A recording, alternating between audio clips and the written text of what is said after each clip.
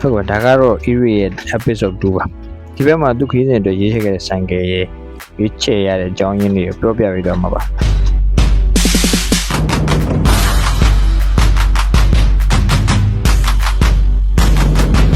ဟုတ်ကဲ့ပါကျွန်တော်တက်တဲ့ channel ခန့်ကြော်ဖြစ်ပါတယ်ရွေးချယ်တဲ့ဘိန်းကတော့2024 model Kawasaki ရဲ့ KLX 300ပဲဖြစ်ပါတယ်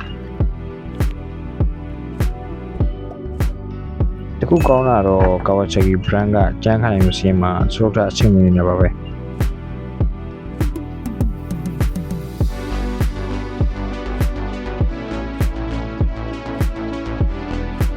KLX 300ကဆိုရင်တော့လမ်းကျန်းရောလမ်းချောက်ပါအသုံးဝင်တဲ့ US Sport ဆိုင်ကဖြစ်တဲ့ပြင် wide range ဖြစ်တဲ့ Gear ချွတ်ချက်ပါ gear ဘုတ်ကိုအသုံးပြုထားပါတယ်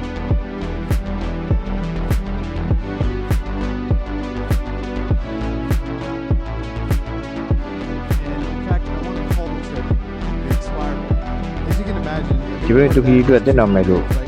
တွေးခဲ့ပါတယ်ဒါပေမဲ့ပြဿနာလေးတွေရှိပါတယ်ဒီမှာတခုက 300cc ဆိုတဲ့ engine ကတင်းငင်ကြပါတယ်ဒါပေမဲ့ engine မကြီးတော့လက်ကျသွားရင်တယောက်တည်းပြန်ထောင်လို့လွယ်ပါတယ်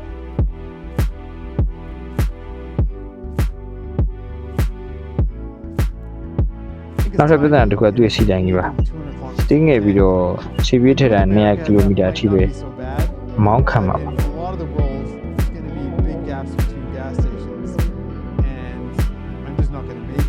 I do have a plan for this.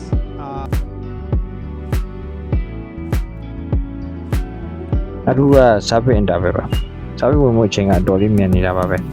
ပမာအနေနဲ့1000 km ပြည့်တယ်မှာအညွန်လဲခိုင်းတာ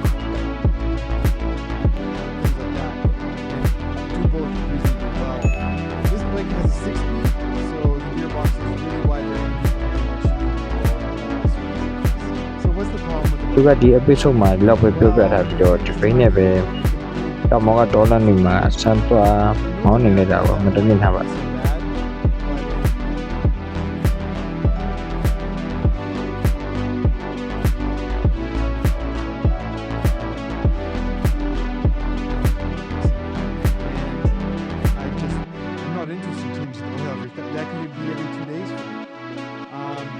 နောက်ထပ် episode မှာတော့သူ့ရဲ့ဆိုင်ကယ်ကိုကြီးရှည်အတွက်ဘယ်လိုမွမ်းမံမှုတွေထပ်လုပ်ရမလဲဆိုတော့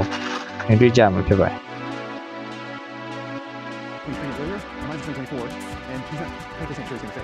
But we're going to try and we're going to see how it goes. The aftermarket fuel tank options for the KLX are limited. That is until I found an Austrian guy living in Italy that has been spending the last 3 years of his life designing an adventure kit for the KLX 300.